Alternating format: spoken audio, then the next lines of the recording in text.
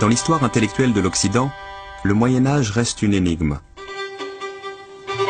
L'Europe, alors livrée aux barbares, tourne le dos à la pensée antique. Les traditions philosophiques et scientifiques grecques sont perdues. Puis, après une amnésie de 7 siècles, comme par miracle, ces traditions réapparaissent et irriguent à nouveau les grands débats intellectuels européens. Comment cette résurrection a-t-elle été possible ? Les trésors de la pensée antique n'ont-ils pas été entre-temps recueillis et développés ailleurs? C'est pour élucider cette énigme que Baghdad el-Nadi et Adel Rifat nous proposent un voyage à travers le temps. De la Mecque à Bagdad, du Caire à Fès, de Cordoue à Samarcande.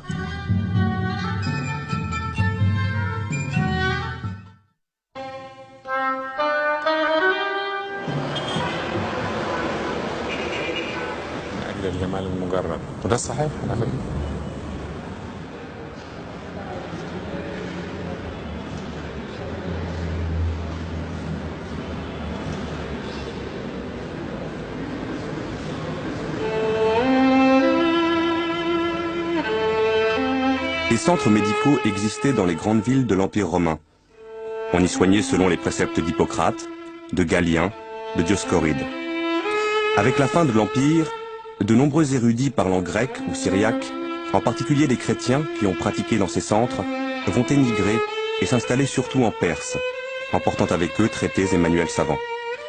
La ville de Gundishapur, au sud-est de l'Iran actuel, devient un centre d'enseignement théorique lié à des pratiques cliniques où se rencontrent des savants de culture grecque, syriaque, perse, hindoue et hébraïque. Avec les premiers califes abbassides, l'islam hérite de tous ses savoirs. Al-Mansour, qui souffre de douleurs gastriques, appelle auprès de lui Ibn Jibraï, un chrétien qui pratiquait à Gundishapur. Le fils de ce dernier soignera Haroun al-Rachid. 12 autres membres de cette famille soigneront 8 générations successives de califes.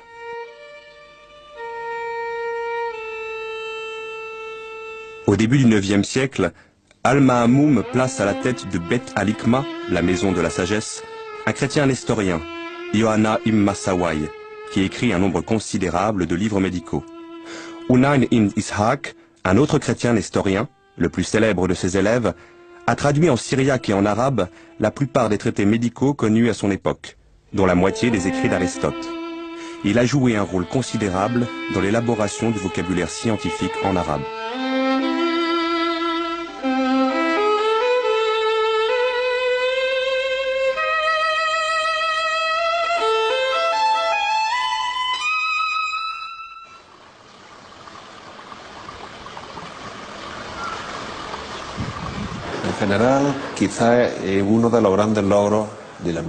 Peut-être que l'une des grandes réussites de la médecine arabe, c'est d'avoir su intégrer la médecine grecque et permettre sa diffusion jusqu'à la Renaissance. Ainsi, grâce aux Arabes, un grand pont de connaissances s'est établi entre le 8e et le 14e siècle. Ils ont eu cette curiosité de s'intéresser à la médecine grecque, qu'ils ont assimilée et ensuite développée. Ainsi, grâce à eux, la Renaissance a pu découvrir la médecine de Galien, la médecine d'Hippocrate et la médecine gréco-romaine.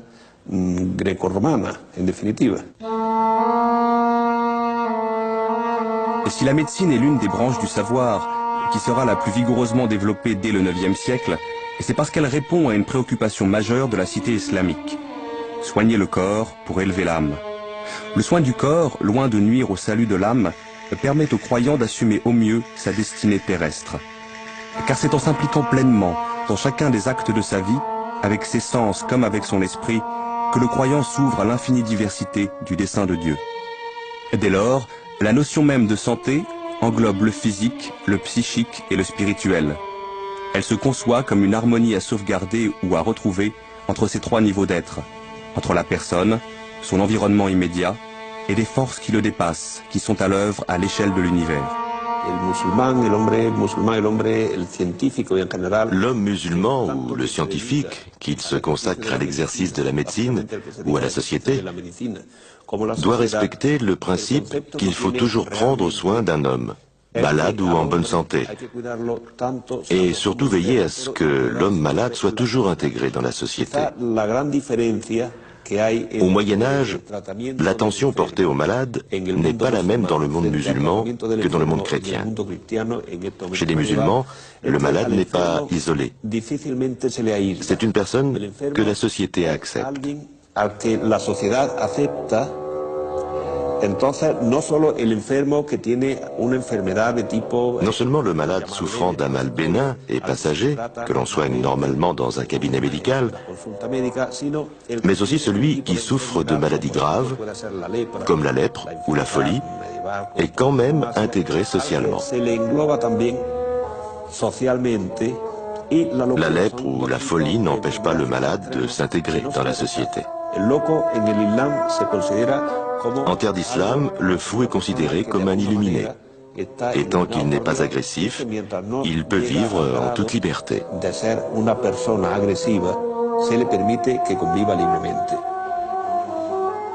Une maladie, si vous voulez, pour un médecin arabe, c'est bien sûr un dysfonctionnement, mais ce dysfonctionnement doit être replacé toujours dans un individu en particulier et dans le monde dans lequel vit cet individu. C'est-à-dire que une même maladie frappant un homme ou une femme d'âge différent, dans des régions différentes, ne sera pas traitée de la même manière. Et le médecin doit prendre en compte tous les paramètres qui font qu'un individu est ce qu'il est et qu'il souffre de tel mal. Les Arabes sont naturellement conduits à s'interroger sur les relations existantes entre le corps et l'âme. Quand la passion amoureuse devient maladie, ça veut dire que c'est une passion amoureuse contrariée. C'est le seul cas qui rend vraiment désespéré et malade. Donc il y a à la fois des symptômes physiques, un amaigrissement, le teint qui devient cireux, jaune, et puis des troubles mentaux, enfin, un désespoir, parfois même un délire, etc. C'est le lien entre l'âme et le corps et qui passe par le cœur.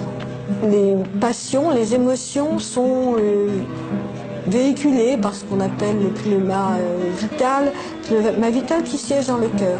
Et ensuite, ce pneuma vital, donc chargé un peu, dont les qualités ont été modifiées par l'intensité des émotions, va dans le cerveau, où sont logées d'importantes facultés sensitives. Et c'est ainsi que la passion amoureuse peut rendre malade.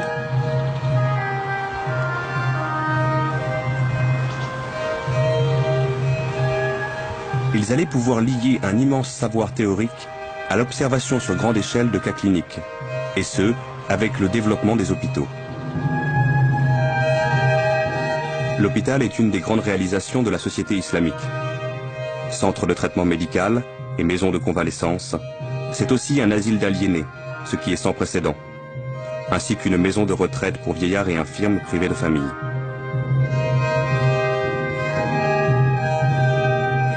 Et c'est enfin un centre d'enseignement théorique et pratique de la médecine.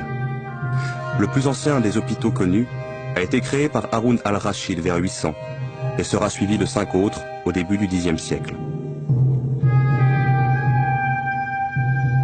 On distingue déjà maladies féminines, maladies mentales, troubles gastro-intestinaux, oculaires, fièvre, soins chirurgicaux, rhumatologie. Bimaristan.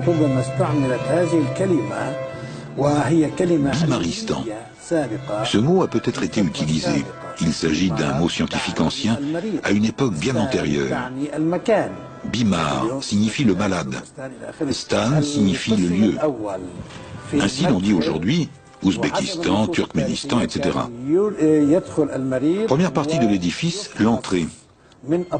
Selon les textes anciens, le malade entrait et était examiné par des médecins. S'il s'agissait d'une maladie simple, un médicament lui était administré, puis il rentrait chez lui. S'il revenait une deuxième fois, il était admis ici.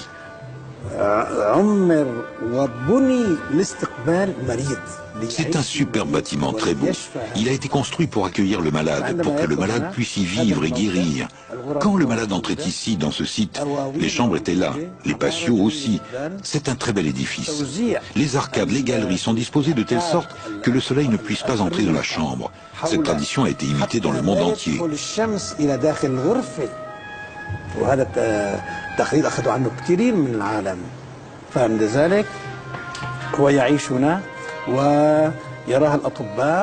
Le malade vivait donc ici, voyait les médecins, profitait du soleil, de l'air, mais il n'était pas en prison comme en Europe, où l'on mettait 5 malades dans le même lit et les lits dans une grande salle.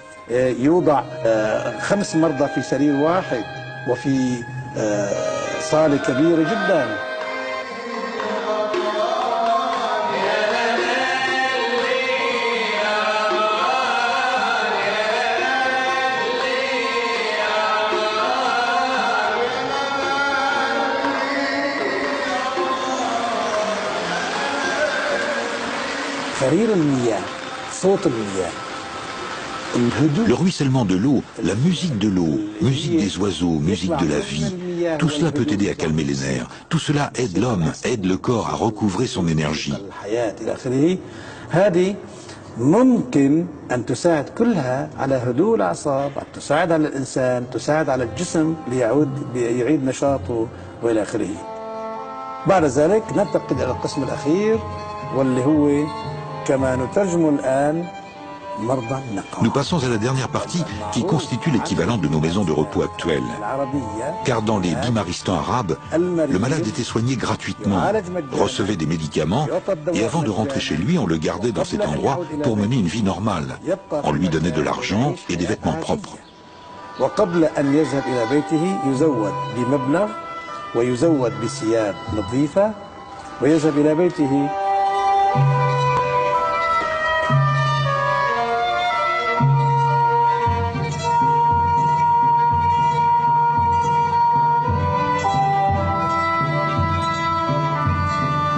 Par ailleurs, des suivis quotidiens sont fournis aux prisonniers et des dispensaires itinérants sont mis en place pour sillonner diverses provinces de l'Irak. D'autres hôpitaux sont créés hors d'Irak, notamment au Caire, à Damas, à Kérouan et à la Mecque. Pour subvenir aux dépenses quotidiennes des bimaristans, les califes leur attribuent en général des biens, terres agricoles, boutiques, hammams, dont le revenu permet le fonctionnement régulier de l'établissement. La conception du bimaristan répond au devoir de charité prescrit par le Coran comme l'un des piliers de l'islam.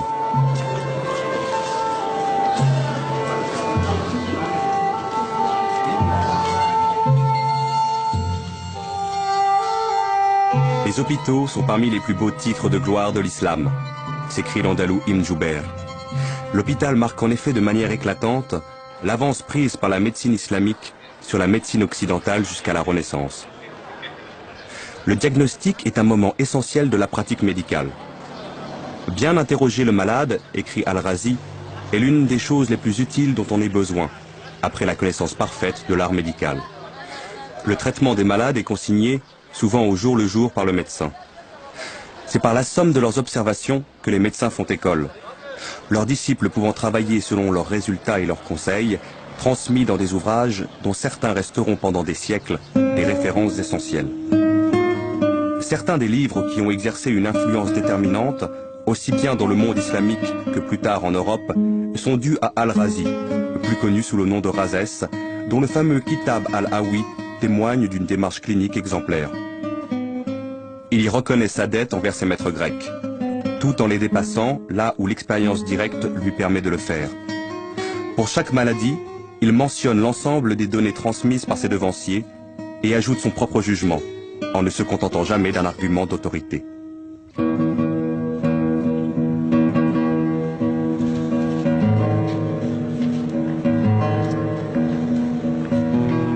Les médecins viennent de toutes les régions de l'Empire. Ils voyagent, vont de la Mecque à Bagdad et de Cordoue à Samarcande, échangeant leurs expériences, enrichissant constamment leurs connaissances. Parmi les plus grands, outre Al-Razi, originaire d'Iran, Avicenne est né dans les steppes d'Asie centrale. Un musée lui est consacré, non loin de Boukhara, en Ouzbékistan. Il est universellement connu pour son canon de la médecine. Encyclopédie reconnue en Occident comme l'apogée et le chef-d'œuvre de la systématisation de la science arabe, et qui traduit au XIIe siècle en latin, dominera l'enseignement de la médecine en Europe jusqu'à la fin du XVIIe siècle. C'est une somme médicale, cohérente et organisée, rassemblant une littérature hellénistique, byzantine et syriaque, jusque-là fragmentaire, avec une mise à jour des connaissances à partir de ses observations personnelles. Je dis que la médecine est la science qui étudie le corps humain, en tant qu'il est sain ou malade, dans le but de préserver la santé quand elle existe déjà et de la rétablir quand elle a été perdue.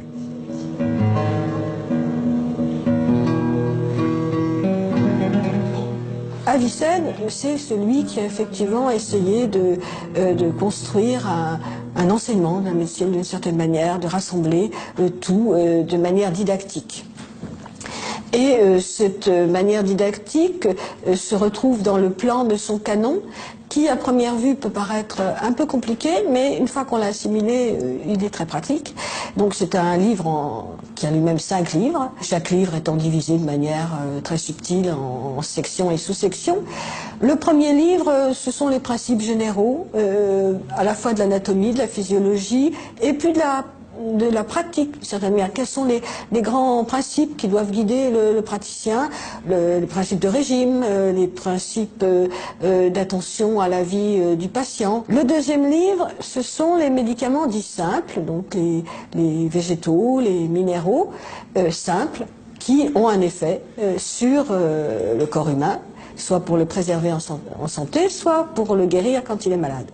Dans le 5e livre, il y a une énumération donc des médicaments composés qui vont allier bien souvent un principe actif dû à leur vertu, à leur forme spécifique, à d'autres ingrédients qui vont avoir pour but de faciliter la pénétration de cette substance ou bien par la même occasion de rétablir un équilibre. Donc les médicaments composés forment une partie très importante de la thérapeutique médiévale arabe.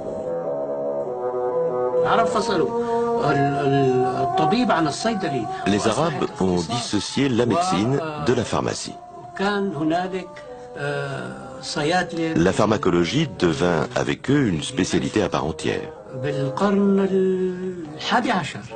Dès le XIe siècle, on trouvait des pharmaciens à Damas.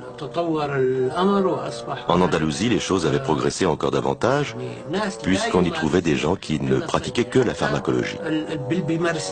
On cite, dans un de ces Bimaristans, une pharmacie dirigée par un chef pharmacien, le cheikh des pharmaciens. Ce qui suppose qu'il avait des aides pharmaciens. Là, nous n'avons pas de témoins face à nous de ce grand apport de la médecine arabe, mais qu'il ne faut pas négliger, qui est très important, qui est celui dans le domaine de la pharmacopée, des plantes. Et là, il y a vraiment un apport de différentes régions. C'est la situation politique du monde arabe qui l'a favorisé. Il y a non seulement l'héritage grec, grâce notamment à la matière médicale de Dioscoride, qui était transmise en arabe très tôt, mais aussi des apports venant de l'Inde, d'Iran. Et donc il y a vraiment un accroissement considérable des connaissances en matière de botanique et de pharmacopée. À Cordoue, à la même époque, Aboul Qasim al-Zahraoui fait avancer la science de la chirurgie et des instruments chirurgicaux. Aboul Qasim Zahraoui, connu en latin sous le nom d'Aboul Cassis, est l'auteur d'un ouvrage de chirurgie très célèbre, le traité d'exposition des matières. La dernière partie de l'ouvrage, ces 3 derniers chapitres, sont consacrés à la chirurgie. La chirurgie dans son sens le plus large, la chirurgie gynécologique, la chirurgie ORL, la chirurgie générale et la chirurgie dentaire. Zaharoui a inventé et développé environ 200 instruments. Je ne parle pas de machines, des instruments chirurgicaux que l'on peut trouver de nos jours dans les musées. Certains de ces instruments ont naturellement été améliorés et continuent d'être utilisés aujourd'hui. Leur structure d'origine est empruntée à ceux de Zaharoui.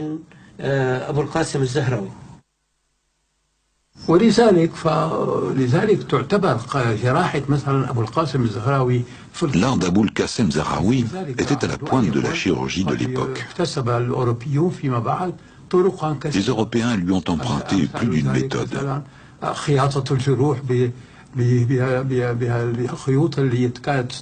Comme par exemple la suture à base de fils, fabriquée à partir de boyaux d'animaux, considérés comme très résistants. Bien des techniques portant sur la chirurgie interne et externe restent valables.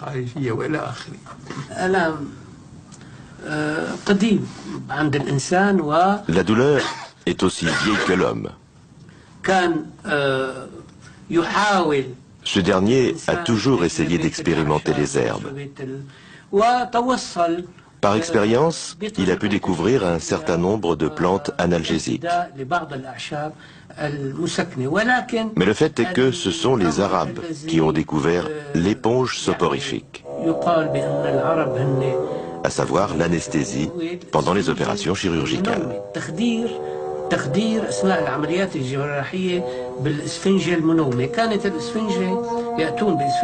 Ils utilisaient une éponge humide, saturée de jusquiame blanche, d'opium, de mandragore et de toutes les matières somnifères connues. Ils la mettaient sur le nez du patient. Le patient, paraît-il, s'endormait, et les opérations douloureuses pouvaient être pratiquées pendant son sommeil. Les Arabes ont également pratiqué la dissection. La dissection est la base de la chirurgie. Le chirurgien doit étudier l'anatomie avant de pratiquer la chirurgie sur l'homme. Aux Arabes revient le mérite d'avoir découvert des aspects anatomiques mal compris par les anciens. À titre d'exemple, la mâchoire inférieure. Les anciens disaient qu'elle était composée de deux parties séparées par une espèce de couture. Abdel-Latif el-Baghdadi est venu contredire cette idée en affirmant, avec tout le respect dû à Galien, l'œil est plus sûr que l'oreille ou les récits rapportés. Nous avons vu de nos propres yeux dans les cimetières du Caire des milliers de mâchoires inférieures d'une seule pièce.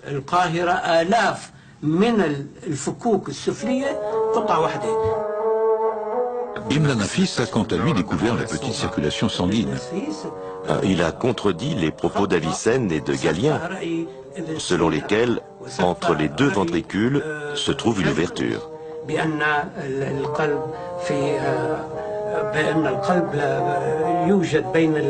Il a affirmé que la cloison qui sépare les deux ventricules est sans ouverture aucune.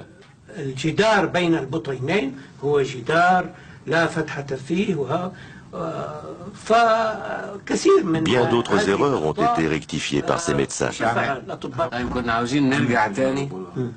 Nous voudrions revenir à la dissection.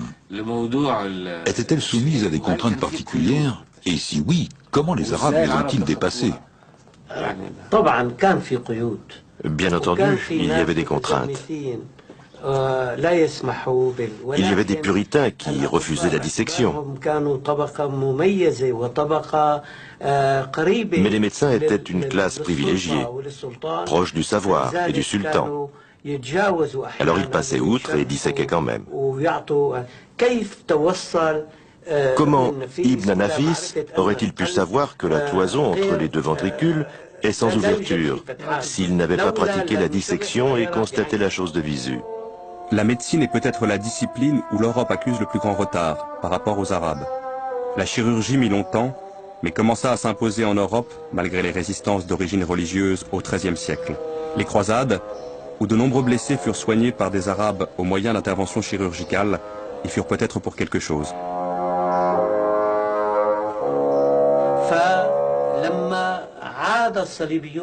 Lorsque les croisés retournèrent en Europe, après que les Arabes eurent récupéré la Syrie, la province de Cham, ils demandèrent au pape Innocent III de leur faire construire des bimaristans, semblables aux bimaristans arabes. Contrairement au bimaristan, où l'on s'efforce de guérir le patient en lui offrant des soins personnalisés, les hôtels-dieux d'Occident se contentaient de rassembler les malades sans avoir les moyens de leur procurer de véritables soins médicaux. Il faudra attendre la fin du XIVe siècle pour que dans les hôpitaux d'Europe, qui étaient d'abord des hospices, on note une présence médicale plus ou moins régulière.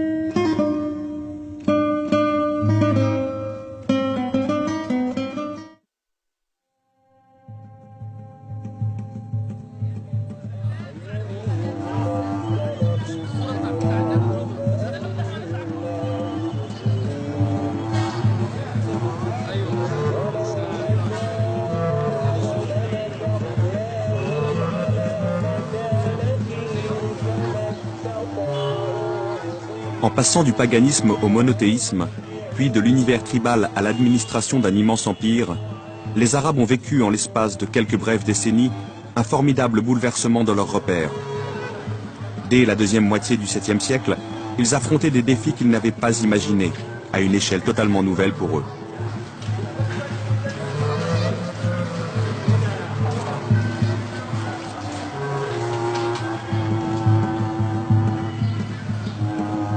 L'islam leur imposait des obligations raisonnées, fondées sur des principes de responsabilité personnelle et de solidarité volontaire. Il les plaçait devant des dilemmes jusque-là inconnus, à trancher avec leur conscience sous le regard d'un Dieu unique et omniprésent.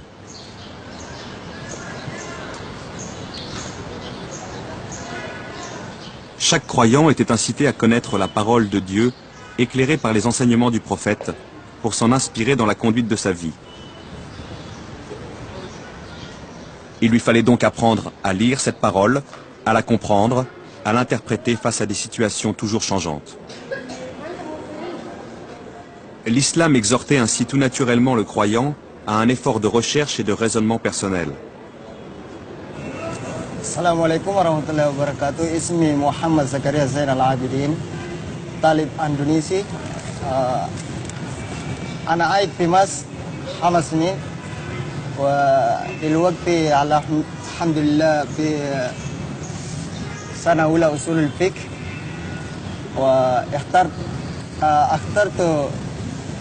الأزهر بالدراسة يعني كما قال رسول الله صلى الله عليه وسلم اطلبوا العلم ولو بالسين يعني. Dès le lendemain de la mort du prophète, en 632, les musulmans ressentent le besoin urgent de collecter et de coucher par écrit ses paroles, d'après les témoignages directs et indirects de tous ses compagnons.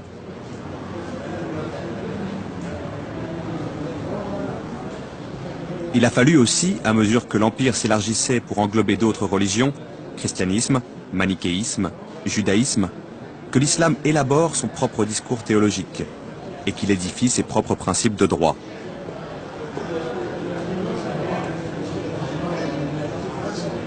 Cette immense entreprise qui posait les fondements mêmes de la cité musulmane ne s'est pas faite dans des cadres dictés par l'autorité politique.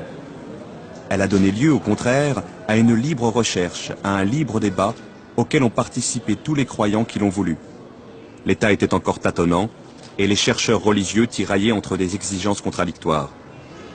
C'est pourquoi les divergences ont souvent mené à des dissensions, à des excès, à des schismes.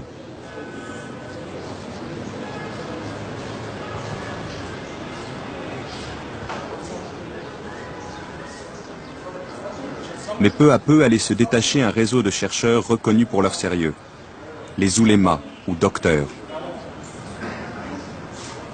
Dans une société qui cherchait encore ses repères, de plus en plus de gens allaient s'en remettre aux oulémas, pour qu'il leur trace des lignes de conduite privées et publiques accordées à l'esprit de l'islam. بسم الله الرحمن الرحيم. السؤال: الزواج الشرعي الصحيح وكيف أن الإسلام أعطى للمرأة حقها ولم يضيعها، فكما أوجب للمرأة حقوق كذلك أيضا أوجب للرجل حقوقا على المرأة. المرأة في الإسلام L'uléma dans le monde islamique, et plus particulièrement dans Al-Andalus, représente une figure propre au monde arabe. D'une part, il est le gardien d'un savoir religieux. Et de l'autre, il se différencie des fonctions existantes dans l'organisation religieuse du monde chrétien. Ce n'est ni un prêtre, ni même un pasteur protestant. Ce titre n'a rien d'officiel, et il n'est donc pas nécessaire de faire des études pour l'obtenir. Afin de devenir ouléma, il suffit juste que ses semblables lui reconnaissent un certain savoir religieux.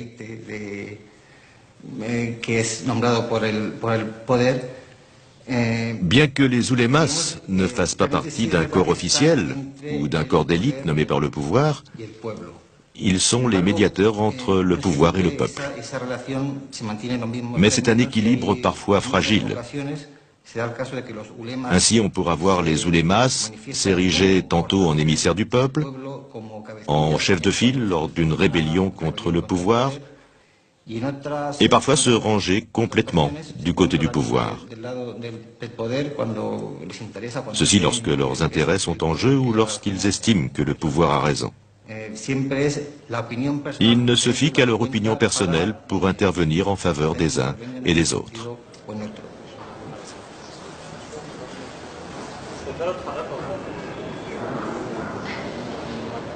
L'autonomie des oulémas explique les liens étroits qu'ils tissent avec les populations. Elle explique également la méfiance, voire l'hostilité ouverte entre certains d'entre eux et les princes qui se voient censurés au nom de la religion.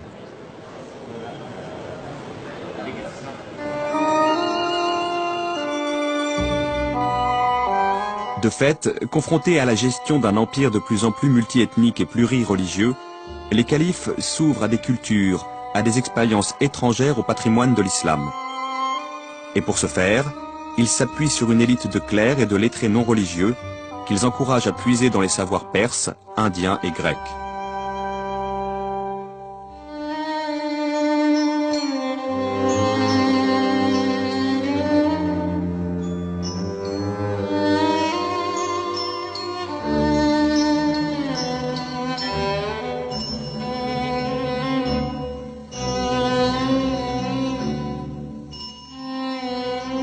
Je crois qu'il y a là une caractéristique propre à l'islam comme religion et comme attitude mentale en général. Et d'autre part, cette caractéristique se rencontre avec les nécessités de l'organisation d'un territoire vaste, presque immense, qui a été conquis par l'islam. Comment gérer de tels espaces, de tels territoires? On peut le faire par la violence, on peut le faire par le silence des minorités soumises, on peut le faire par le plaquage d'une culture ou d'une non-culture sur les cultures antérieures. Ici, au contraire, les choses se font, là encore, je crois que c'est un phénomène tout à fait singulier dans l'histoire humaine, par les échanges mutuels, mais aussi, j'employais le mot d'acculturation, par une espèce d'imprégnation confiante, sereine, de la mentalité, des mentalités du conquérant par les savoirs et les mentalités du conquis. Il s'agit en fait, et tout bonnement, de la construction d'une culture plurielle grâce à la philosophie et à la science, par la coexistence entre la science et le religieux. Au IXe siècle, le calife Al-Ma'amoun lance à partir de la Maison de la Sagesse le formidable mouvement de traduction qui se prolongera tout au long du siècle. Il accueille non pas une sélection des ouvrages grecs, non pas la seule logique d'Aristote, mais l'héritage philosophique grec dans son ensemble. Il prend tout Aristote, sa logique, sa physique et sa métaphysique. Mais il prend aussi le Platon que l'on connaît à l'époque à travers l'école néoplatonicienne, c'est-à-dire une science, une sagesse et même un au-delà de la sagesse, un véritable mysticisme. L'événement est sans précédent dans l'histoire de l'humanité. Une religion conquérante, parvenue au faîte de sa puissance, accueille librement en son propre sanctuaire une autre vision du monde qui se place nécessairement en concurrence avec elle.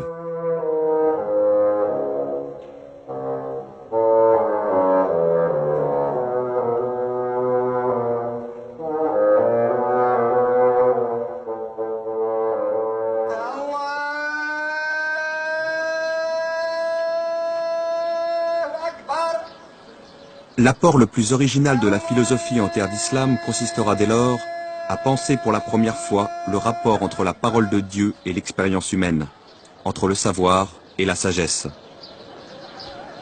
La plupart des philosophes s'appliqueront notamment à situer l'enseignement coranique par rapport à la pensée des Grecs. Cette réflexion se développera avec les apports majeurs d'Al-Kindi, d'Al-Farabi, d'Avicenne et d'Averroès.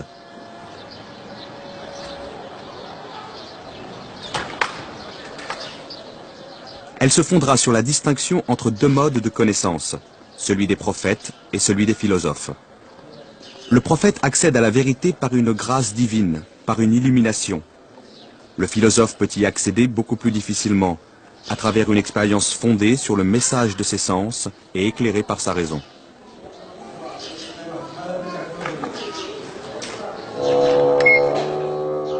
Pour les oulémas, cette proposition est sacrilège. La philosophie va trop loin lorsqu'elle admet que la raison humaine donne un accès direct à la vérité. Certains d'entre eux reconnaissent que l'usage de la raison peut être utile pour mieux pénétrer la parole révélée, mais sans plus. Seule la parole de Dieu est source de vérité. Entre philosophes et oulémas, c'est une lutte d'influence qui commence au IXe siècle sous Al-Ma'amoun. Elle durera jusqu'à la fin du XIe siècle en Orient et se prolongera en Andalousie jusqu'à la fin du XIIe siècle.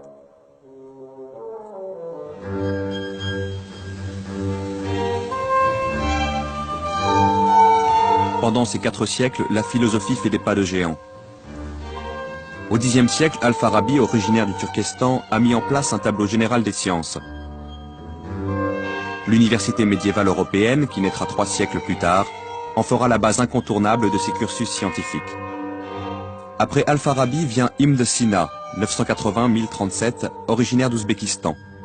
Il a vécu en Asie centrale puis à Ispahan. Immortalisé en Europe où il sera enseigné jusqu'au XVIIe siècle sous le nom d'Avicenne, c'est l'un des plus grands esprits de tous les temps.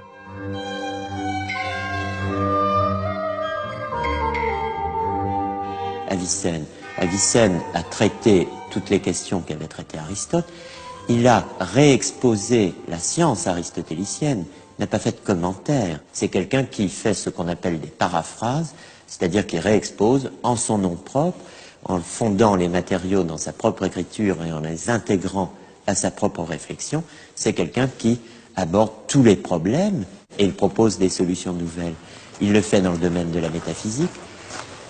Tout le monde connaît Sartre, on connaît l'existence précède l'essence, on connaît l'existentialisme, et bien avant l'existentialisme, il y a eu un essentialisme et une théorie qui disait que l'essence précédait l'existence, la fondait et l'expliquait entièrement.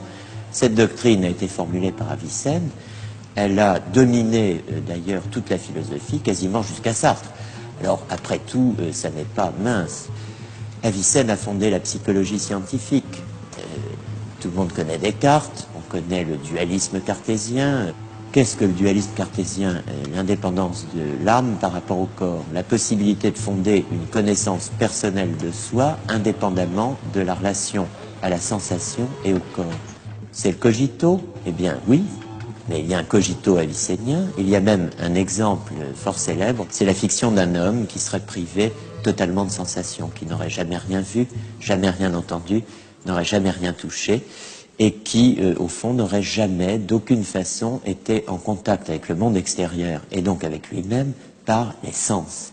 Eh bien, dit Avicenne, il se connaîtrait lui-même, car l'âme est indépendante du corps.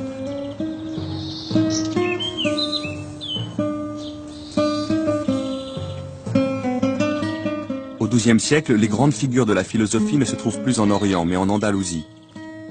Trois noms se détachent tout particulièrement. Ibn Baja, Ibn Tufail et Ibn Rushd, c'est-à-dire Averroès.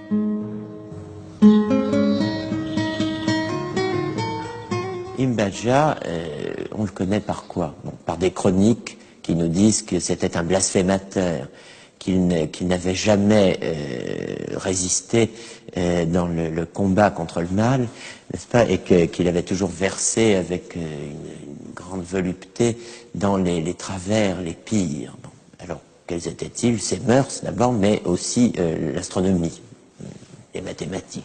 Bien. Comment conçoit-il l'existence de l'intellectuel, de l'homme de science et de sagesse? Et il donne la réponse dans ses écrits. Le régime du solitaire.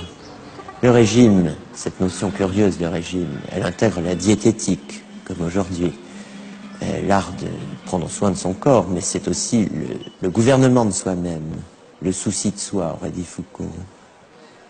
Le régime parfait, c'est le régime du solitaire, c'est-à-dire celui qui se retire de la société. Voilà le destin du philosophe. Les livres, la solitude. Ibn Tufail a vécu à Grenade, à Tanger et à Marrakech au XIIe siècle. Toute son œuvre a été perdue à l'exception d'un ouvrage, Ay Ibn Yaksan, traduit plus tard en Europe sous le titre Le philosophe autodidacte. Cet ouvrage met en scène un homme seul sur une île déserte. Cet homme va progressivement découvrir par lui-même toutes les grandes vérités et finalement voir la lumière de Dieu. Un prophète venu d'une île voisine lui confirmera que les vérités révélées par la religion sont celles-là mêmes qu'il a pu atteindre de lui-même. Cet ouvrage, cité par Leibniz, précède de plus de 5 siècles Robinson Crusoe.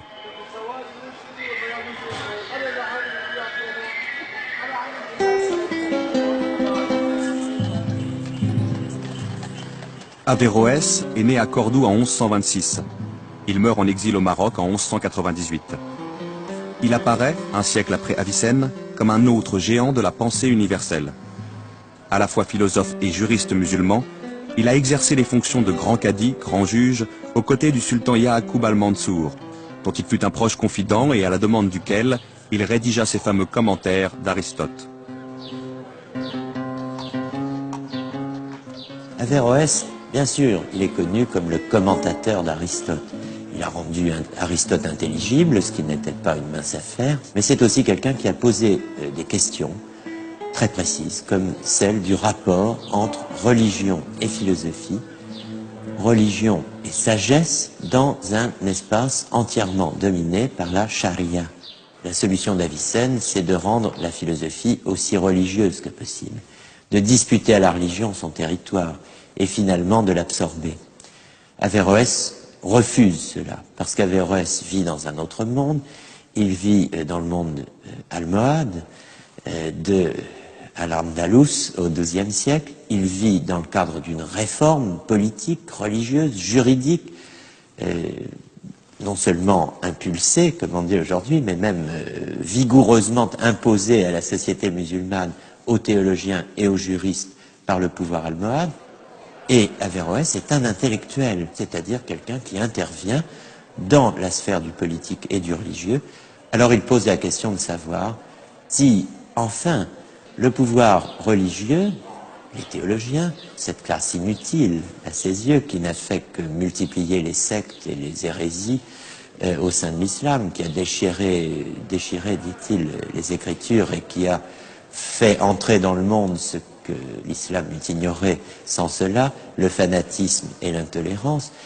Bon, Averroès affronte cette question de la révélation. Si vraiment le Coran enjoint à tout homme, où qu'il soit, et selon sa capacité, de répondre à cette exigence, connaître à sa manière, selon qu'il en est capable, la vérité, alors on doit vraiment affronter cette question. Est-ce que la philosophie est licite en terre d'islam? Et sa réponse est oui, elle est licite, et elle est non seulement licite, mais elle est obligatoire pour ceux qu'on appelle les philosophes. Alors il faut qu'ils aient une place dans la société. Il n'a pu vivre philosophiquement que parce qu'un pouvoir le lui a permis. Lorsque le pouvoir politique lui retire sa protection, il n'a plus comme choix que l'exil. Le savant Maïmonide entreprend en même temps qu'Averroès un travail parallèle au sien. Il s'attache à penser à l'intérieur de la tradition juive la philosophie et les sciences grecques développées par les Arabes. Le Guide des égarés, son livre fondamental qui traite de la question, a naturellement été écrit en arabe.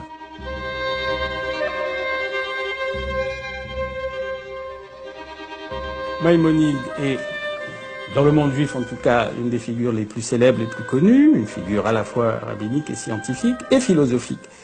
Lorsque le Guide des égarés, qui est un ouvrage théologico-philosophique, autrement dit on y parle de tout, y compris des sciences, lorsque ce Guide des égarés est traduit de l'arabe en hébreu, il va donc être accessible au monde et aux lettrés d'expression hébraïque, et on peut dire, sans forcer le trait, que c'est un véritable ébranlement. Si ces savoirs, qui ont une telle puissance de vérité, sont là, les savoirs scientifiques, gréco-arabes et arabes, la philosophie aussi bien que les mathématiques et que l'astronomie, je dirais même dans le cas de Maïmonide, surtout l'astronomie. Ces savoirs existent, ils sont là, ils offrent une formidable puissance de vérité. À nous d'être capables, dit Maïmonide, de saisir le lien qu'ils peuvent proposer entre l'interrogation sur le monde qu'offre la tradition religieuse, dans laquelle il est un des maîtres, et l'interrogation scientifique. Tout son Guide des égarés vise à répondre à cette question et à réduire les inquiétudes que pourrait susciter un éventuel conflit entre le monde de la tradition et le monde des sciences. C'est en ce sens que Maïmonide joue un rôle capital, fondamental, pour l'entrée des sciences dans le monde juif.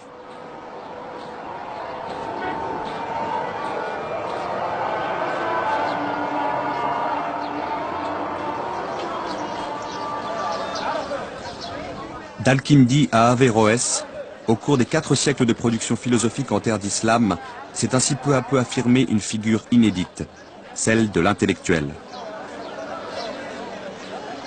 Qu'est-ce qu'un intellectuel? C'est quelqu'un qui a à affronter la question suivante: est-ce que science et sagesse sont incompatibles?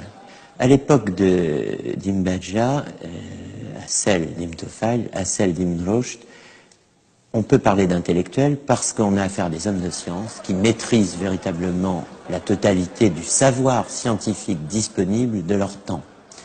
On a affaire à des hommes qui pratiquent ce savoir, qui ne sont pas seulement des érudits, et on a affaire à des gens qui, du même coup, attendent une transformation profonde de leur être individuel, de leur être moral, de leur être spirituel, par cette accumulation des connaissances, par ce travail scientifique. Alors, ils ont en commun cette volonté de non seulement concilier science aristotélicienne la plus dure et sagesse, mais de montrer que l'une conduit à l'autre. La science conduit à la sagesse.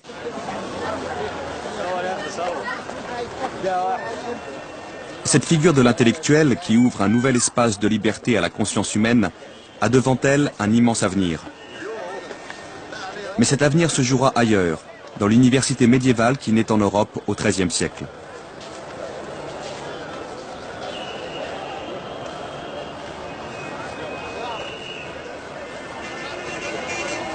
Au même moment, en terre d'islam, la confrontation historique entre les philosophes et les oulémas prend fin. La parole des philosophes s'est tue en même temps que commençait à basculer le rapport entre le monde musulman et le monde chrétien.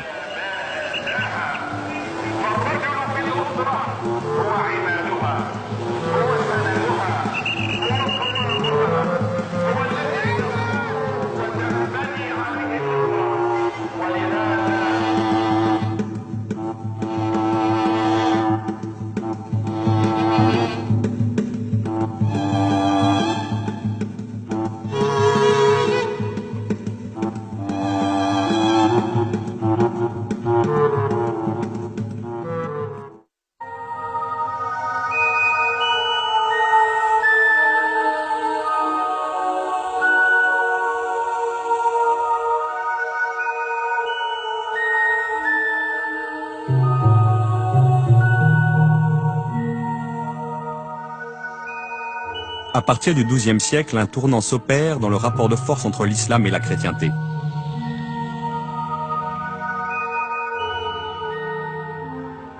Déjà au IXe siècle, pour arracher l'Europe au chaos, Charlemagne a ébauché un empire doté d'une administration unique et relativement pacifiée.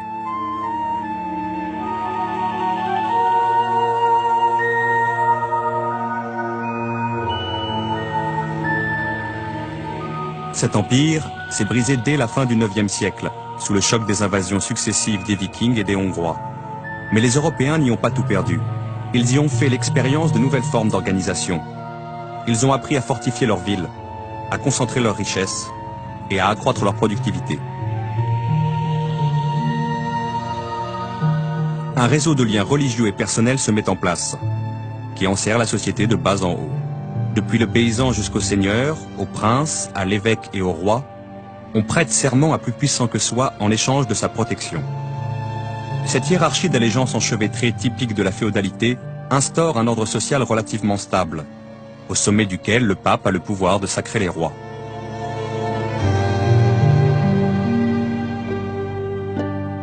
Pour éviter le retour des conflits incessants du passé, les seigneurs et les évêques promulguent la paix de Dieu, destinée à mettre fin à la guerre entre chrétiens.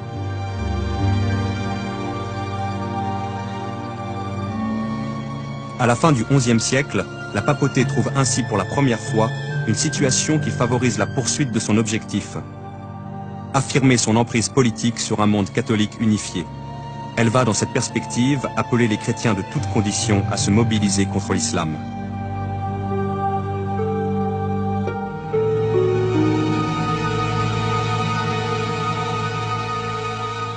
L'islam n'a jamais cessé de représenter pour les papes un défi historique. Mais jusqu'alors, ces derniers n'ont pu songer à se mesurer au calife, qui disposait sur eux d'une supériorité matérielle et technique écrasante. C'est cette donne qui a commencé à changer. Le monde musulman se morcelle. Dès le Xe siècle, face au califat abbasside de Bagdad, se dressait non seulement le califat omeyyade à Cordoue, mais aussi un troisième califat instauré au Caire par la dynastie des Fatimides. Ce nouveau centre de pouvoir provoquait au sein de l'islam un ébranlement majeur, parce qu'il se réclamait d'une doctrine schismatique, le chiisme, qui militait activement contre la doctrine sunnite en vigueur à Bagdad comme à Cordoue.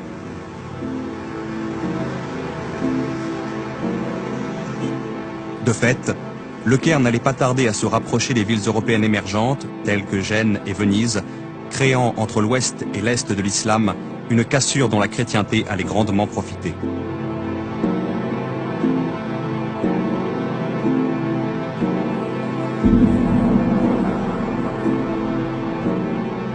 En Andalousie, le califat de Cordoue s'effondre au début du XIe siècle, et le pouvoir passe aux mains de petits rois qui entrent en guerre les uns contre les autres. Ils appelleront successivement à leur secours deux dynasties berbères venues du Maroc, les Almoravides au XIe siècle, puis leurs adversaires almohades au XIIe siècle. Mais les princes espagnols tirent parti des flottements dans le camp musulman. En 1085, le Castillan Alphonse VI parvient à s'emparer de Tolède. Presque en même temps, Roger Ier achève de conquérir la Sicile. À l'est, le califat de Bagdad est déchiré par des rivalités ethniques et dogmatiques qui favorisent l'émergence de principautés plus ou moins autonomes. Les califes font de plus en plus appel à des armées de mercenaires turcs. Et le véritable pouvoir finit par échoir en 1055 à l'une d'elles, celle des Turcs seldjoukides. Or, ces derniers rendent l'accès au lieu saint de Jérusalem de plus en plus difficile aux chrétiens.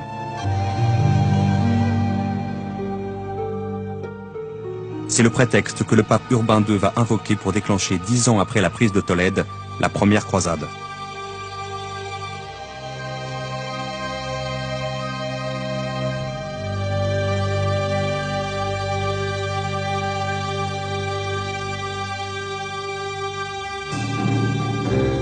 De 1096 à 1099, après une première vague de pèlerins mal équipés qui se font massacrer, 4 armées parties de France et d'Italie livrent de violents combats contre les Turcs seldjoukides, avant de s'emparer d'Édesse, d'Antioche et enfin de Jérusalem.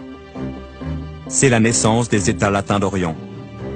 Leur survie justifiera de nombreuses croisades à venir.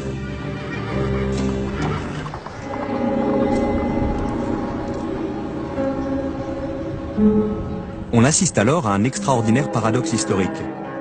C'est au moment où l'Occident chrétien se sent assez fort pour affronter les musulmans par les armes qu'il éprouve le besoin de s'approprier leur richesse intellectuelle.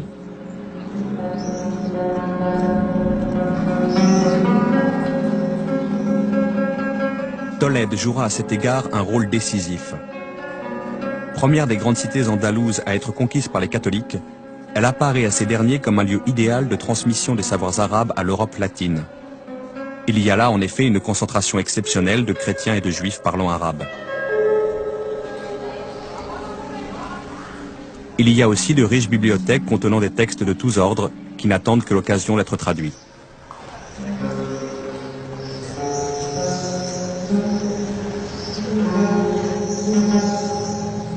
Jusque-là, l'islam andalou aura surtout fasciné l'Europe à distance, par sa richesse, par ses artisanats de luxe, par certaines inventions techniques sophistiquées. Seuls quelques esprits d'avant-garde avaient mis l'accent sur les trésors scientifiques et philosophiques de cette culture.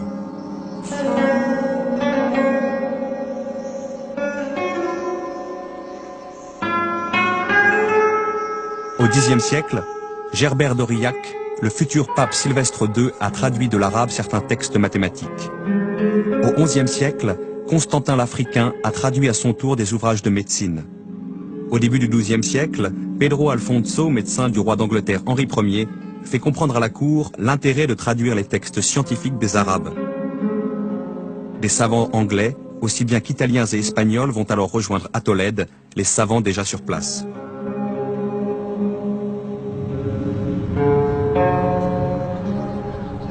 Les nouvelles autorités catholiques de la ville favorisent cet effort de traduction.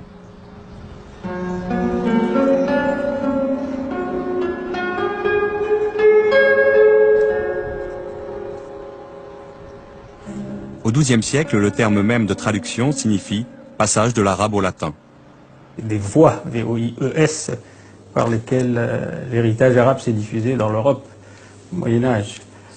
Elles sont aussi diverses qu'inattendues ou imprévisibles. On peut parler à ce moment-là de Pierre le Vénérable, l'abbé de Cluny, qui va jouer un rôle tout à fait important parce qu'aux alentours de 1140, il rencontre deux auteurs chrétiens, Hermann de Carinthie, donc d'origine allemande, Robert de Chester, d'origine latine, à qui il commande la traduction du Coran, qui sera achevé en 1143. Mais ces mêmes Hermann et Robert vont être associés à la plupart des grandes œuvres scientifiques qui vont être traduites de l'arabe en latin dans la première moitié du XIIe siècle. Les éléments d'Euclide, certaines œuvres astronomiques et d'autres choses de ce genre. Vous vous déplacez un petit peu plus vers l'ouest et vous arrivez à Barcelone, où nous avons une collaboration judéo-chrétienne pour l'adaptation d'œuvres arabes. C'est là qu'intervient un personnage dont j'aimerais peut-être parler un petit peu plus. C'est un auteur juif, c'est un savant juif qui s'appelle Abraham Bahia. C'est dans le comté de Barcelone, nous sommes à la fin du XIe, au début du XIIe, qu'il va rédiger la plus grande partie de son œuvre, enfin celle que l'on connaît, et je ne parle que des œuvres scientifiques, qui consiste en une série d'ouvrages destinés à aider les Juifs du nord des Pyrénées, qui ne savent plus l'arabe, à accéder aux rudiments de la science arabe. C'est extrêmement intéressant de voir que dans la plupart de ces préfaces d'ouvrages scientifiques, il répète « Je me suis servi des ouvrages arabes, j'ai adapté les ouvrages arabes, j'ai traduit les ouvrages arabes ». Un jour, il écrit un calendrier juif, et il dit « Si j'avais pu trouver dans les livres dont je disposais en Espagne un ouvrage arabe sur cette question, le calendrier juif, je m'en serais servi et je n'aurais rien ajouté de mon propre fait ». Bon, bien entendu, c'est quelqu'un qui connaît extrêmement bien ce dont il parle, mais je souligne cet aspect pour montrer à ses débuts, nous sommes au tout début du XIIe siècle, l'extrême déférence que manifeste cet Abraham Bahia à l'égard de la science qu'il a reçue et qu'il a nourrie.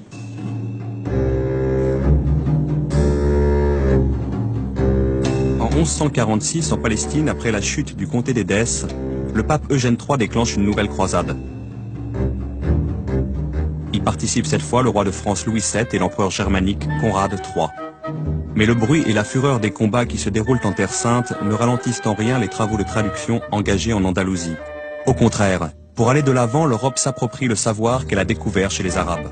Le plus grand, le plus connu en tout cas des traducteurs latins du XIIe siècle, Gérard de Crémone, comme son nom l'indique, il vient de Crémone en Italie, apprend qu'à Tolède, là-bas, chez les morts, il y a des choses qui lui permettraient de comprendre l'astronomie. Il se rend à Tolède, il apprend l'arabe, il y passe des dizaines d'années, et on lui attribue, vers le dernier quart du XIIe siècle, 60 à 70 traductions de l'arabe en latin. Or, on ne prête qu'au riche, il n'a probablement pas traduit tout, et certains de ses élèves, à l'ombre de ce géant, ont perdu leur nom.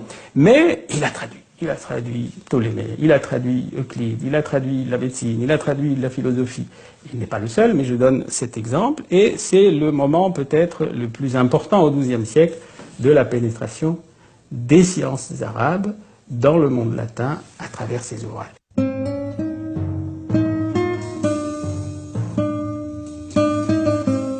Ce sont d'abord les ouvrages scientifiques que les Européens vont chercher à traduire de l'arabe au latin. Médecine, astronomie, mathématiques leur ouvrent des perspectives nouvelles, leur apportent une rigueur intellectuelle et une efficacité qu'ils ne soupçonnaient pas. Les Occidentaux se sont arrêtés de traduire vraiment la médecine arabe, on peut dire au début du XIIIe siècle, enfin au XIIIe siècle. Et ce qu'ils ont traduit, c'est essentiellement ce qui était écrit en arabe avant le XIIe siècle. Donc, bien sûr, ce qu'ont connu les médecins médiévaux de langue latine est très très peu, enfin, par rapport à ce que nous pouvons maintenant répertorier de la médecine arabe. Mais le canon d'Avicenne a joué un rôle central. Il a joué un rôle comme un rôle de manuel, on pourrait dire, et même si les médecins, les lecteurs du canon d'Avicenne en Occident n'approuvaient pas toujours, n'adoptaient pas toujours les opinions d'Avicenne, préférant par exemple celle de Rhazès sur tel sujet ou celle de Galien lui-même, c'était un support très important d'enseignement, des commentaires multiples ont été faits.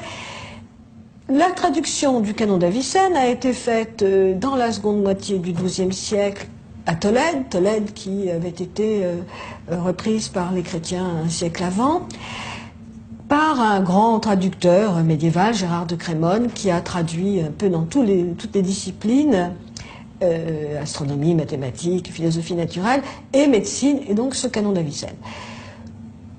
Gérard de Crémone avait un souci d'extrême fidélité à l'égard du texte arabe. Il respectait les textes arabes, vraiment même la structure de la phrase arabe, par un souci d'exactitude. Je crois que c'était essentiellement un souci d'exactitude qui l'a poussé à être si fidèle. Alors évidemment, ça donne des traductions latines fort obscures. Et aussi avec la traduction de mots simplement transcrits de l'arabe dans des caractères latins. Donc le vocabulaire médical latin s'est enrichi d'une quantité considérable de mots arabes. Certains sont vraiment passés dans la langue latine, d'autres ils sont restés comme des corps étrangers. Les Européens découvrent progressivement que la clé de voûte de tous les savoirs légués par les Arabes, c'est la philosophie. Avicenne et Averroès s'avèrent incontournables. C'est dans leurs œuvres que l'on peut saisir les ressorts les plus secrets de cette rationalité toute puissante qui a fait la force des Arabes. Il faut cependant souligner ce fait troublant. Lorsqu'ils se lancent dans la traduction des deux géants de la philosophie, les Européens ont cessé tout effort de traduction portant sur la théologie musulmane. Vers 1140, l'abbé de Cluny, Pierre le Vénérable, il a fait traduire le Coran et 2 ou 3 petits ouvrages peu connus de l'arabe en latin. On aurait pu, sur cette lancée, traduire également des théologiens musulmans. Il y avait suffisamment de documents dans l'Espagne musulmane qui était progressivement reconquise, il y en avait à Tolède, pour qu'on puisse traduire Al-Razali, par exemple. Eh bien non, on s'est contenté des philosophes, et il y a eu, semble-t-il, une occultation voulue, je dirais, j'aurais tendance à dire une censure, à l'égard des livres proprement théologiques de l'islam. On a traduit des philosophes arabo-islamiques, des philosophes qui avaient écrit en arabe, mais on n'a pas traduit de théologiens musulmans qui aient écrit en arabe. Le principal philosophe qui a été traduit dans cette seconde moitié du XIIe siècle, donc, ça a été Avicenne. On a traduit quelques petits textes d'Al-Farabi, d'Al-Kindi, mais enfin, ça ne pèse pas lourd à côté de la grande entreprise qui a consisté à traduire l'encyclopédie le Kitab al-Shifa, l'encyclopédie, la plus grande encyclopédie philosophique d'Avicenne. Mais on a commencé par les traités essentiels, on a traduit de la logique, on a traduit la métaphysique, on a traduit le livre sur l'âme, les livres sur l'âme, on a traduit donc des textes extrêmement importants. Et ça a été donc le premier rapport, le premier contact que l'Occident ait pu avoir avec une encyclopédie philosophique, puisque, comme vous le savez, Avicenne réécrit Aristote. Il ne le commente pas, il le réécrit. Donc c'est bien un contact avec une philosophie proprement islamique que l'on a eu là. Et alors, Averroès a été traduit quelques dizaines d'années plus tard, notamment plusieurs endroits, mais notamment à la cour de Frédéric II, en Sicile donc. Ce qu'on a traduit d'Averroès, ça a été les commentaires d'Aristote, et notamment les grands commentaires. De cette façon-là, la plus grande partie de l'œuvre d'Aristote est entrée en Occident, accompagnée de façon différente par deux philosophes arabes ou d'expression arabe, qui étaient d'abord Avicenne, commentateur libre, et ensuite Averroès, commentateur minutieux.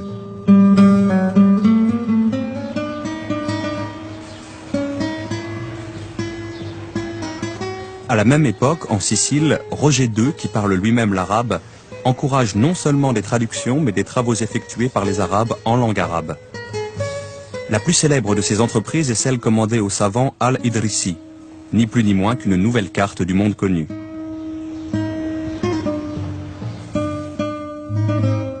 Le roi de Sicile, Roger II, qui commence à régner personnellement en 1120 et qui meurt en 1154, fait un programme de traduction et un programme d'études au palais que réalisera pleinement son fils Guillaume Ier. Donc on a véritablement une école du palais avec des traducteurs, mais alors à la différence de l'Espagne, ce qui est l'exceptionnel, c'est que les grandes œuvres ne sont pas les traductions, ce sont les œuvres originelles, et elles se font dans les langues d'origine des savants. C'est les savants qu'on a accueillis en Sicile, l'arabe pour la géographie d'Idrisi, et le grec pour deux ou trois auteurs. La grande œuvre, c'est la première géographie de l'Europe, faite par Idrisi. Et là, faite directement en arabe.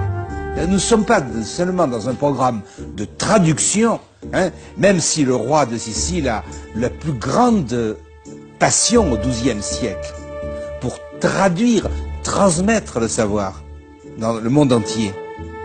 Il a un devoir de culture.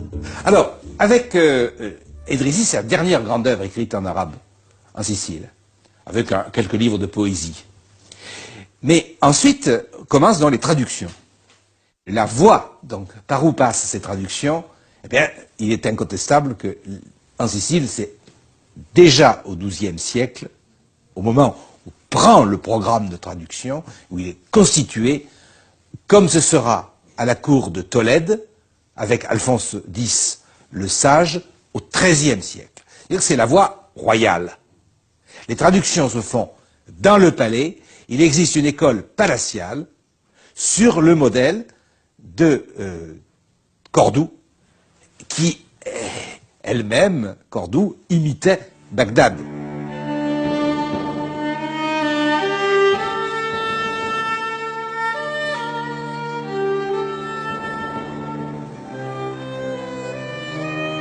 À la fin du XIIe siècle, d'importants événements se produisent en Orient. Les Fatimides ont perdu le pouvoir en Égypte. Ils sont remplacés par la dynastie sunnite des Ayyoubides, fondée par le grand Saladin, qui adopte une attitude très offensive face aux croisés. En 1187, il détruit l'armée du roi de Jérusalem et reprend la ville sainte. La formidable émotion qui s'empare de l'Europe est à l'origine de la troisième croisade, où l'empereur d'Allemagne Frédéric Barberousse, le roi de France Philippe Auguste et le roi d'Angleterre Richard Cœur de Lion unissent leurs forces contre Saladin. Cette croisade relativement infructueuse sera suivie d'une quatrième en 1198, d'une cinquième en 1212 et d'une sixième en 1223. Des combats meurtriers alterneront avec des compromis qui seront remis en cause à la première occasion.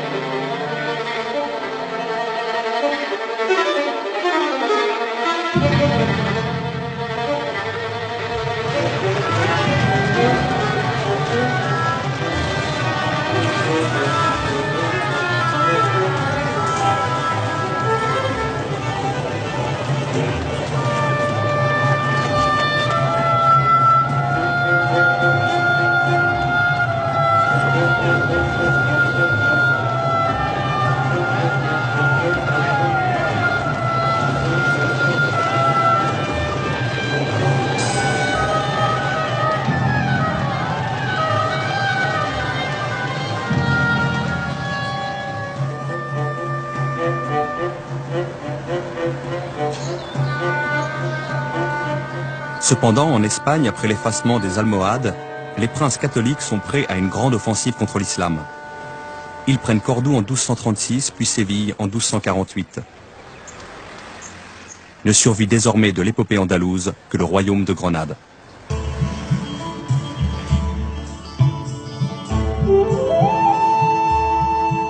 Alphonse X, roi de Castille et du Léon, saisit l'occasion historique qui se présente à lui. Les territoires qu'il vient de conquérir sont encore profondément arabisés. Il décide de faire entreprendre une vaste appropriation du patrimoine légué à l'Espagne par la culture arabe, et ce non plus en latin mais en langue castillane.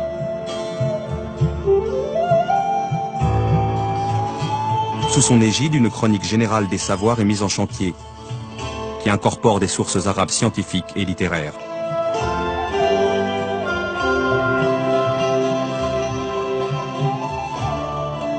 Ce XIIIe siècle est celui où l'Europe, dans sa quête de savoir, se dote de ses premières universités. C'est là que doit être formée une élite de théologiens. Ils vont se servir des œuvres des philosophes et des savants de langue arabe, traduites en latin, pour développer rationnellement la doctrine de l'Église. Mais la philosophie va se révéler une arme des plus dangereuses à manier, soit parce qu'elle se réfère à une vision religieuse, qui est celle de l'islam, soit parce qu'elle permet de penser en dehors de toute religion.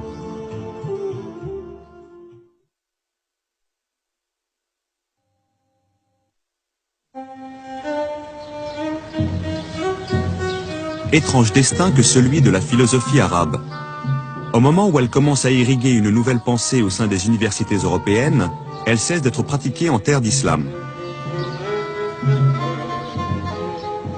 À la fin du XIe siècle, on crée les madrasas, ou collèges religieux, pour y enseigner le Coran, le droit islamique et l'exégèse, mais pas la philosophie.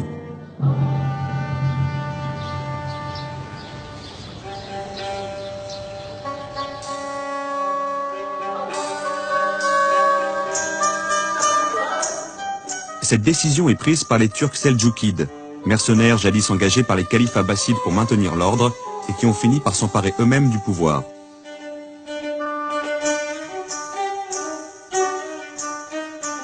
Leur premier souci est de consolider ce pouvoir, notamment en formant un personnel spécialisé versé dans les sciences religieuses pour exercer les fonctions administratives, juridiques et celles liées au culte au sein de l'appareil d'État.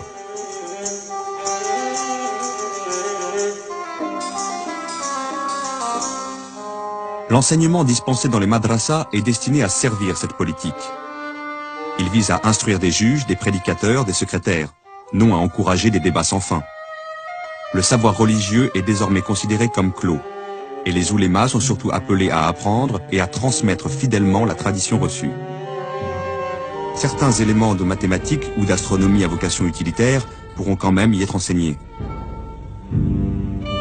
Les noms d'Al-Kindi, d'Al-Farabi ou d'Avicenne ne résonne pas entre les murs des madrasas de Bagdad ou d'Ispahan, où par contre on entend beaucoup le nom de l'imam Al-Ghazali, qui vient de publier son célèbre ouvrage intitulé « Incohérence des philosophes ». La philosophie se repliera au XIIe siècle en Andalousie sous le règne des Almohades, la deuxième dynastie de guerriers berbères venus du Maroc pour protéger l'islam en Espagne. C'est là qu'Averroès publiera sa tout aussi célèbre réponse à l'imam Al-Ghazali, intitulée « Incohérence de l'incohérence ». Mais avec l'affaiblissement des Almohades qui s'amorce dès la fin du XIIe siècle, l'activité philosophique ne trouvera plus de soutien politique en Andalousie. Elle survivra quelque peu à Marrakech, à Fès ou au Caire, puis elle disparaîtra du paysage politique. Après la défaite de Las Nevas de Tolosa, où les Almohades perdent la bataille qu'il ne fallait pas perdre contre les chrétiens, on peut dire que la Reconquista est virtuellement achevée. Le sud de l'Europe, et notamment la péninsule ibérique, redevient chrétien. Bon, il reste le royaume de Grenade, mais les musulmans ont d'une certaine manière tout perdu. Ils ont perdu la prééminence politique et ils perdent ce qui là était assez imprévisible, du même coup, tout un pan de leur culture. Pourquoi est-ce que partout il y a cette constante, ce recul, ce retrait de la philosophie? Alors je crois qu'on peut donner deux explications. La première, c'est que le monde musulman a des universités, mais des universités religieuses. Du coup, certes, on enseigne quelques rudiments de savoir dits extérieurs, c'est le nom des sciences non musulmanes, nécessaires à la théologie et aux sciences religieuses d'une manière générale. Mais c'est un savoir qui se sclérose très vite. Les musulmans avaient donné une grande leçon à l'humanité avec la maison de la sagesse, en faisant traduire, en traduisant quasiment tout l'héritage humain disponible à l'époque. L'Occident latin traduit des ouvrages arabes, les musulmans ne traduisent pas d'ouvrages latins. Ils restent dans une ignorance tout à fait étonnante de ce développement parallèle qui se fait quasiment à leur porte, de l'autre côté de la Méditerranée. Les musulmans, à un moment, ont eu trop de sources à leur disposition et je crois qu'ils n'ont pas eu la volonté de se renouveler parce que le pouvoir, les institutions politiques ne l'ont pas permis, qu'un certain renfermement religieux ne l'a pas permis.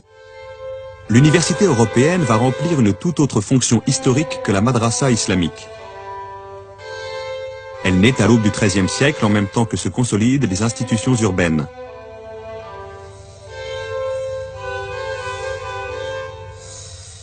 C'est une communauté qui se régit elle-même comme une corporation de métiers, où le recteur, le doyen, le chancelier sont élus et les maîtres choisis par leur pairs.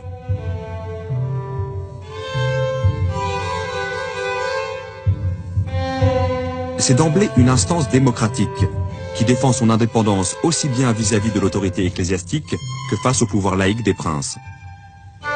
Elle bénéficiera souvent pour cela du soutien des papes, désireux d'assurer leur propre autorité au détriment de celle des évêques et des seigneurs locaux. De plus en plus, l'université interviendra dans les débats politiques de la cité, où s'affirme l'influence croissante de la bourgeoisie.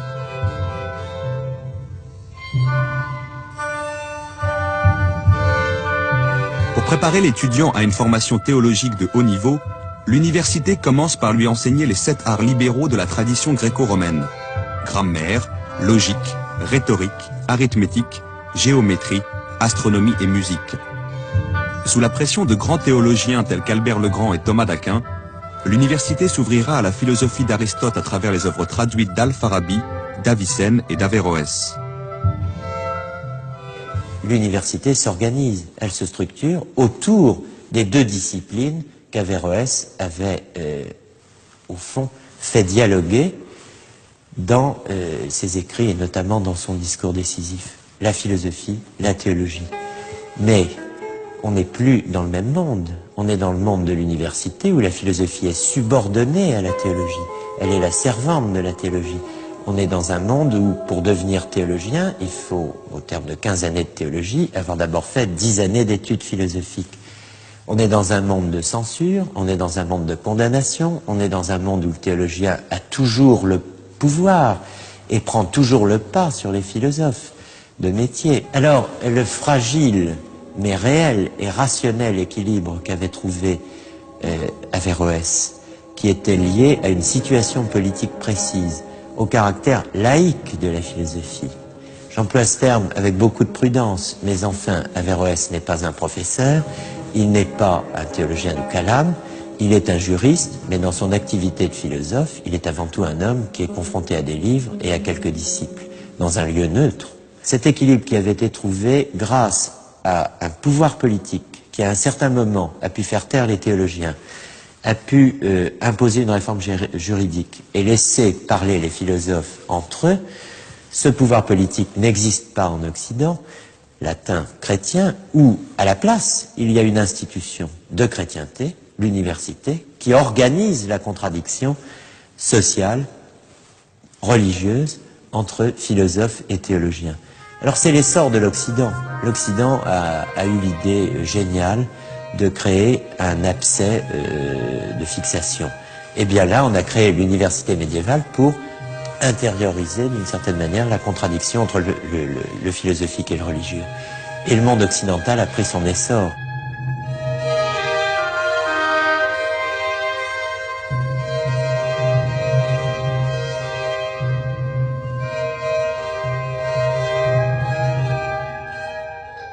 Mais l'université aura de plus en plus de mal à contenir les contradictions qu'elle déchaîne.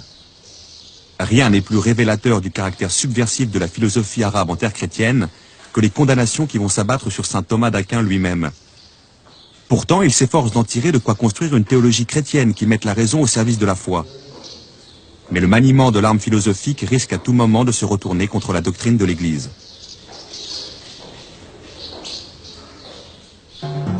De fait, dès la deuxième moitié du XIIIe siècle, les universités européennes sont ébranlées par une nouvelle littérature se réclamant explicitement des philosophes de langue arabe. Et cette littérature, notamment illustrée par les travaux de Siger de Brabant, prône une pensée chrétienne où la philosophie serait libérée de tout argument d'autorité religieux, à l'instar de la pensée musulmane d'un Averroès ou de la pensée juive d'un Maïmonide. Thomas d'Aquin sera le plus célèbre des pourfendeurs de cette pensée. En 1270 éclate le conflit des facultés entre théologiens et philosophes qualifiés d'avéroïstes. En 1277, l'Église décide de sévir contre ces derniers. L'évêque de Paris, Étienne Tempier, agissant à la demande du pape, condamne leurs idées résumées sous la forme de 219 thèses, qui seront dès lors interdites d'enseignement public et privé. Et cependant, ces idées, loin d'être réduites au silence, vont peu à peu étendre leur influence au-delà même du cadre universitaire. La conscience européenne retiendra surtout de l'apport des philosophes arabes la figure de l'intellectuel. Cette figure que pressentait déjà au IXe siècle le calife Al-Ma'amoun lorsqu'il écrivait que l'homme se place au-dessus de toutes les autres créatures par sa capacité d'agir, par sa conscience, par son discernement. Dans un univers où tout est commandé par la volonté de Dieu, les philosophes arabes accordent à l'intellectuel une place unique. Ils lui reconnaissent le pouvoir d'accéder par lui-même à la connaissance des lois de la nature, en se fondant sur l'expérience de ses sens éclairés par sa raison. Dans cet esprit, les philosophes arabes ont développé une notion de causalité qui est directement accessible à la raison et l'expérimentation humaine. Seul à posséder ce don, l'homme paraît ainsi distingué par Dieu de toutes ces autres créatures et revêtu d'une dignité, d'une noblesse éminente.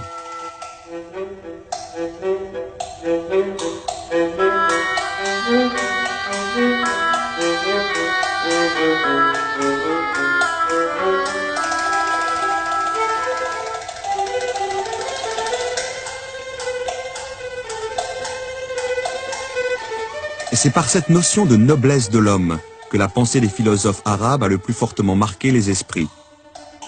D'Albert le Grand et Dante à Pic de la Mirandole, elle éclaire les parcours qui conduiront peu à peu jusqu'à l'humanisme de la Renaissance.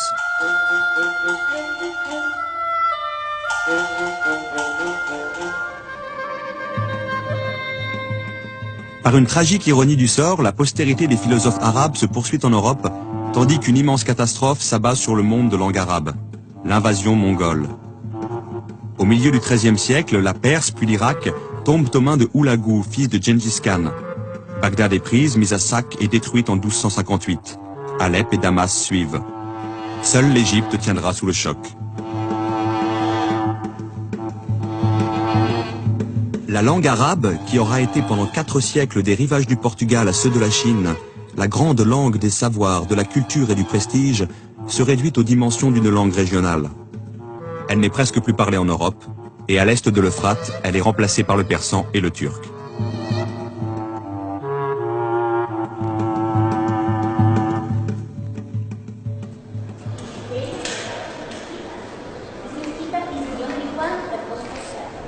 Les œuvres d'Avicenne ou d'Averroès, d'Al-Biruni ou d'Ibn al-Haytham, qui ne sont déjà plus lues dans leur langue d'origine, s'insèrent dans des débats étrangers au monde arabe, des débats proprement chrétiens.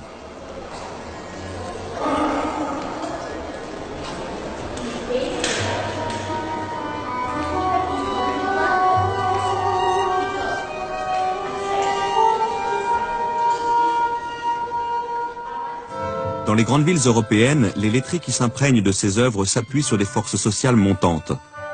Les bourgeois et les artisans, dont le rôle ne cesse de croître, s'organisent pour contester les pouvoirs des seigneurs et des évêques.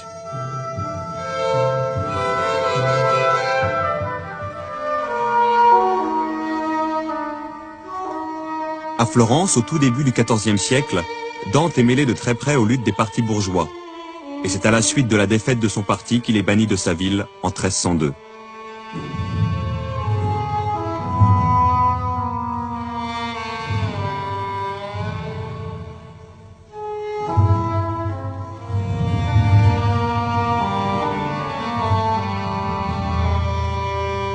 C'est en exil qu'il composera sa Divine Comédie, épopée cosmique qui est aussi un hymne à l'amour, où le savoir philosophique conduit finalement à la vérité de Dieu.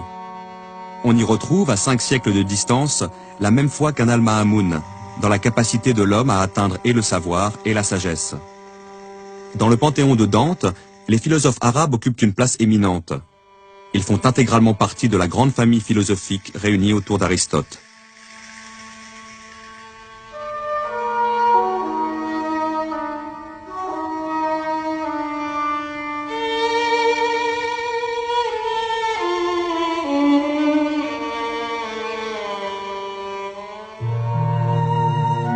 Mais quelques décennies après Dante, Pétrarque adopte l'attitude inverse.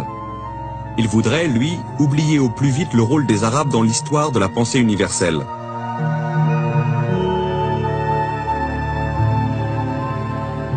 À l'un de ses amis qui admire les Arabes, Pétrarque répond rageusement « Je hais cette race. Il en faudrait beaucoup pour me persuader que quelque chose de bon puisse venir des Arabes. Nous aurions souvent égalé et quelquefois dépassé les Grecs, autant dire toutes les nations. À l'exception de vos petits Arabes? Ô déshonorante exception.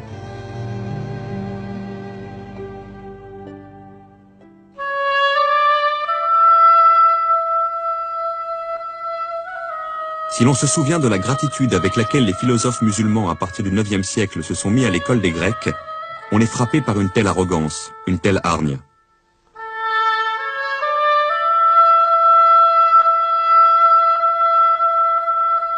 Si Pétrarque hait les Arabes, c'est d'abord parce qu'ils portent atteinte à l'autorité du christianisme, détournant les chrétiens d'une foi exclusive. Mais c'est aussi parce que les Arabes font écran entre les peuples européens et leurs racines grecques. Pétrarque veut extirper de l'histoire européenne toute présence arabe, pour permettre à l'Italie de retrouver non seulement le Christ, mais la Grèce antique.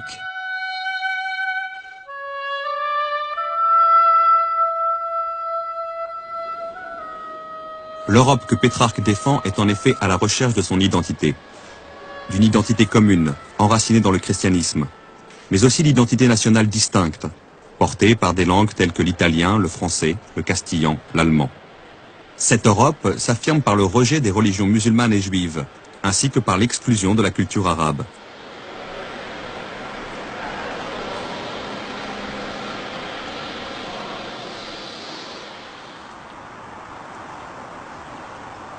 Il y aura certes quelques grandes voix pour rappeler la dette intellectuelle que l'Occident a contractée vis-à-vis des Arabes. Pic de la Mirandole, apôtre de l'humanisme, la résume dans son discours sur la dignité de l'homme. J'ai lu dans les livres des Arabes qu'on ne peut rien voir de plus admirable dans le monde que l'homme. Mais ces voix se font de plus en plus rares.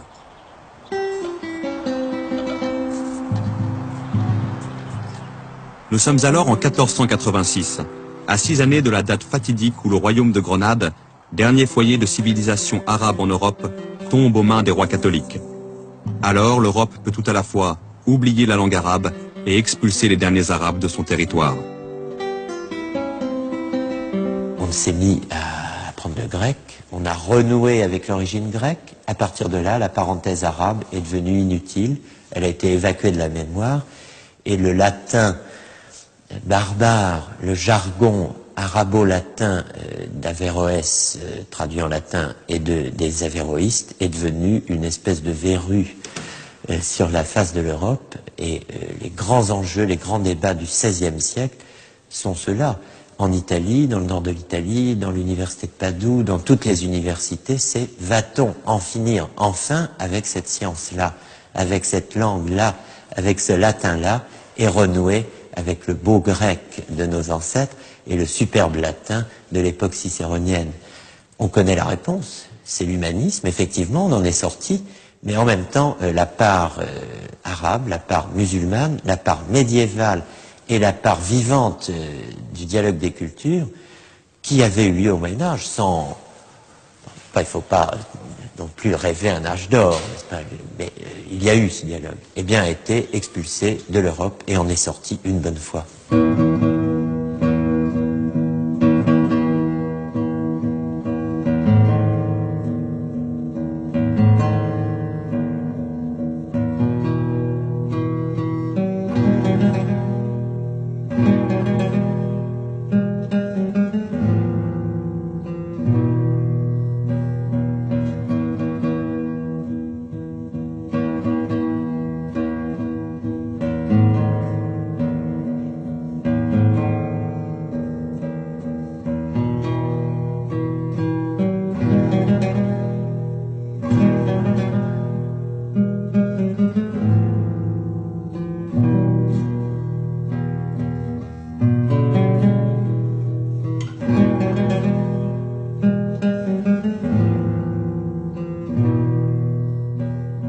Une romancière égyptienne imagine la vie quotidienne des Arabes dans Grenade après sa chute.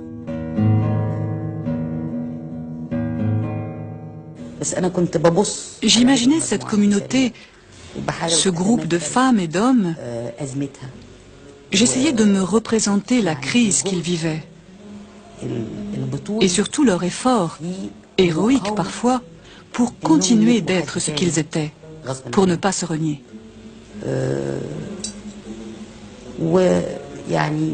Je me suis retrouvée en train d'écrire sur Abou Jafar, El-Warraq, le libraire, et de m'attarder sur l'autodafé qui a eu lieu à Bab el-Ramel, la porte des sables.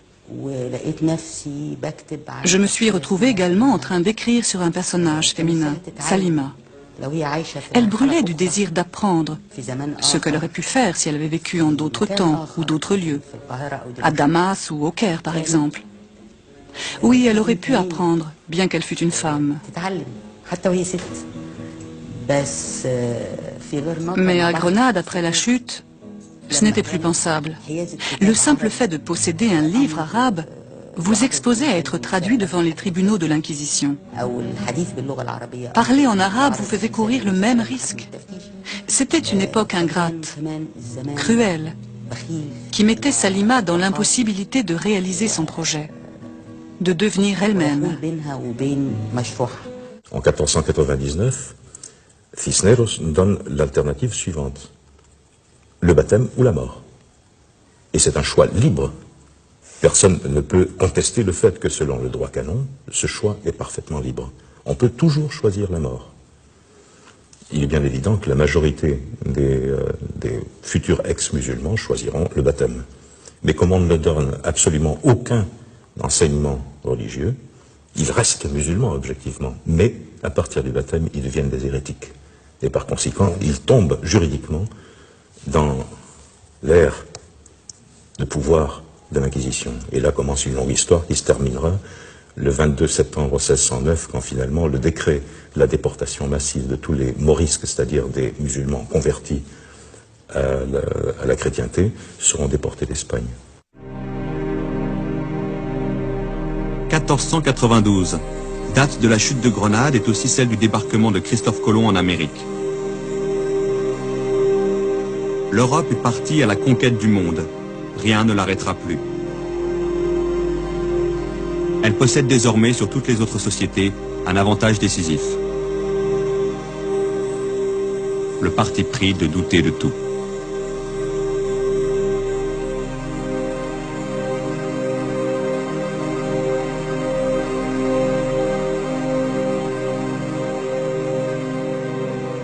La préparation, le tournage et le montage de cette série ont duré 2 ans.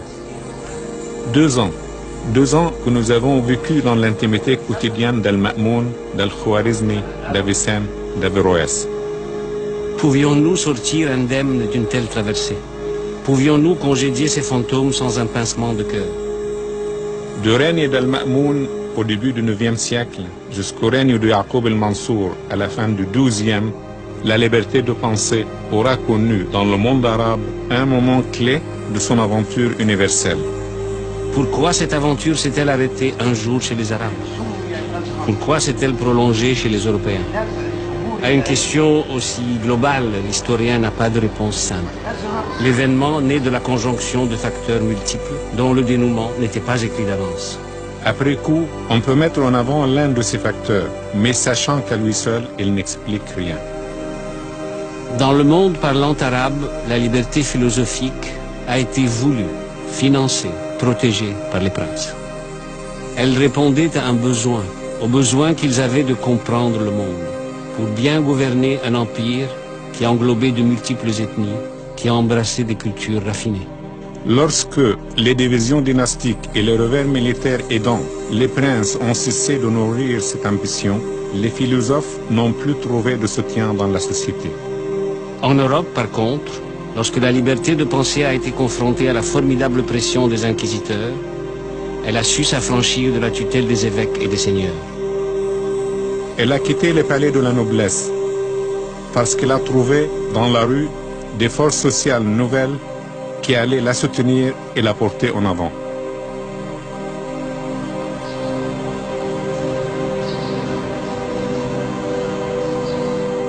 Dans les grandes villes d'Europe, l'expérience démocratique a fait émerger une figure historique nouvelle. L'individu libre de son corps et de sa conscience. L'étudiant, le commerçant, l'entrepreneur, le médecin, ils allaient peu à peu oser remettre en question le pouvoir des monarchies absolues et de l'Église.